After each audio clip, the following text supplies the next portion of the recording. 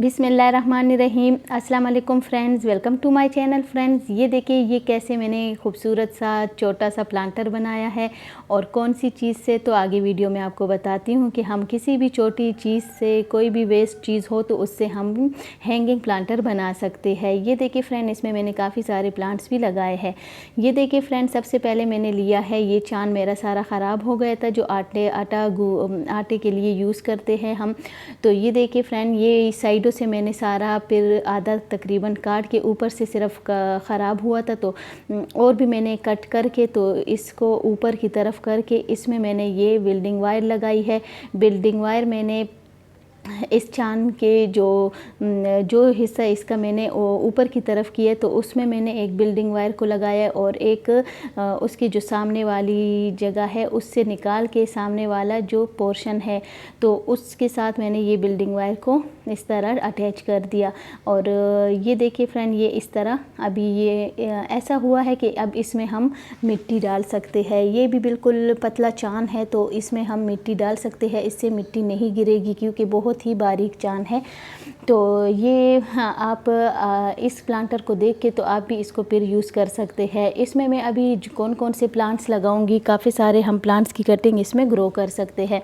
तो प्लांट्स लगाने के लिए आपको पॉट की ज़रूरत सिर्फ नहीं होती। अगर आप लोगों के पास पॉट नहीं है तो बाकी घर में काफ़ी सारी ऐसी वेस्ट चीज़ें होती है जिससे हम प्लांटर बना सकते हैं, प्लांट्स लगा सकते हैं, बहुत आसानी के साथ इसमें ग्रो भी हो जाते हैं। तो ये देखिए फ्रेंड, ये कितना ऐसी चीज़ थे जो हम वैसे ही फेंकने वाले थे, या तो कबाड़ में हम बस ऐसी 10-20 रुपए का बेच देते। और इस तरह ये देखिए अब इससे हम कितना खूबसूरत प्लांटर तैयार कर सकते हैं।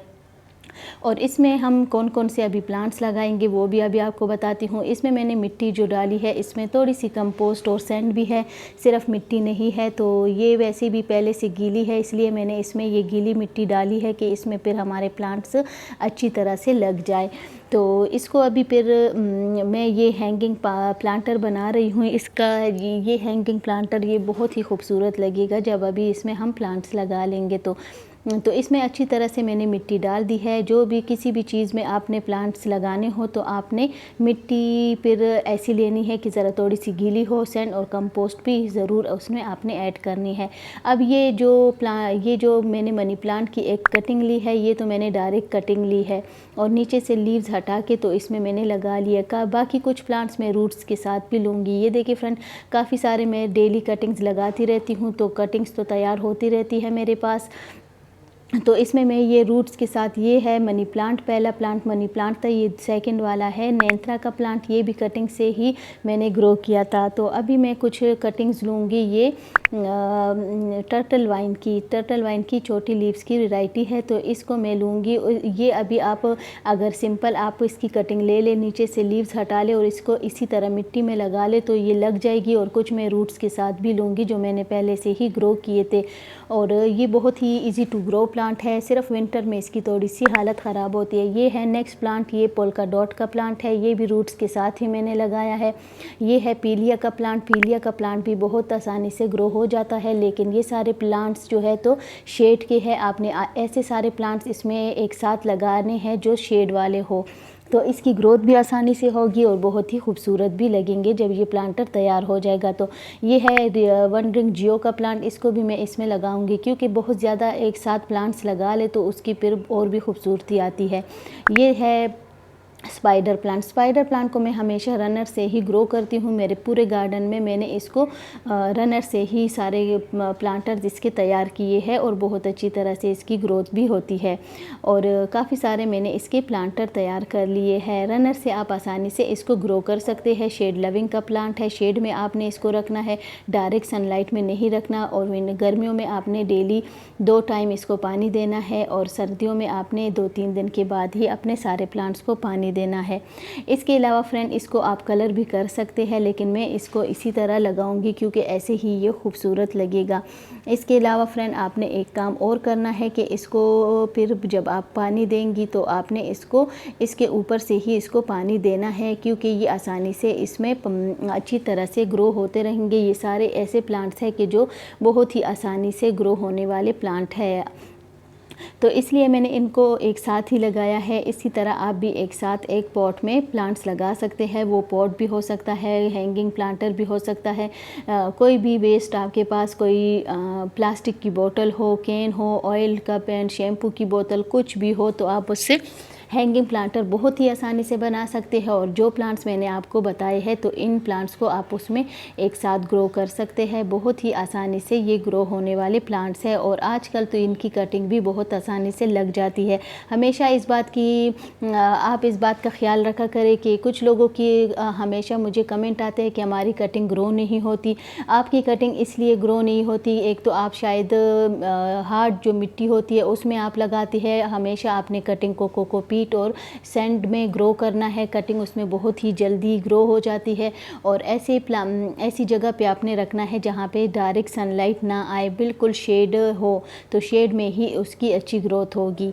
और नीचे की जो लीव्स होते हैं वो आपने हमेशा हटाने हैं, तब आपने कटिंग को लगाना है। ये देखिए फ्रेंड, ये मैं कुछ टर्टल वाइन के जो स्टेम है, कुछ मैं लीव ऐसी कटिंग से ले रही हूँ, कुछ रूट्स के साथ ले रही हूँ। लेकिन आप फिक्र ना करें, इसकी कटिंग और रूट्स के साथ हो या ना हो, तो ये इसकी कटिंग बहुत आसानी से ग्रो होती है। साथ में ये मैं एक और भी स्पाइडर प्लांट को लगा रही हूँ कि ये फुल भर जाए तो एक साथ ये बहुत ही अच्छे लगेंगे। और हैंगिंग प्लांटर में आप हमेशा ऐसे ही प्लांट्स को लगाएं जो हैंग हो, इस तरह इसकी स्टेम नीचे की तरफ लटके तो बहुत ही अच्छे लगते हैं। और इसको भी आपने शेड में रखना है। शेड में रखने से ही आपके जो परमानेंट प्लांट है, और कुछ ऐसे प्लांट होते हैं जो डायरेक्ट सनलाइट में उसकी हालत ख़राब हो जाती है, वो सर्वाइव नहीं कर पाते। तो आपने इसको ऐसी जगह पे रखना है जहाँ पे शेड हो, डायरेक्ट सनलाइट उस पर ना आए। ये देखिए फ्रेंड, इसको मैंने काफ़ी सारी इसकी कटिंग ले ली है और इसमें मैं अभी इसको ग्रो करूँगी। तो बहुत ही अभी इसकी ग्रोथ इसी टाइम पे स्टार्ट हो जाती है। इसमें कोई भी कुछ भी टाइम नहीं लगता, क्योंकि ये डायरेक्ट ग्रो होने वाले प्लांट है। 1-2 दिन में ही ये स्टेबल हो जाते हैं और इनकी ग्रोथ आसानी से स्टार्ट हो जाती है। तो ये देखिए फ्रेंड, यहाँ पे एक साइड पे भी मैं एक साथ इसको लगा रही हूँ, एक दूसरे साइड पे भी, तो ये इस तरह हैंग होते हुए बहुत ही खूबसूरत लगेंगे।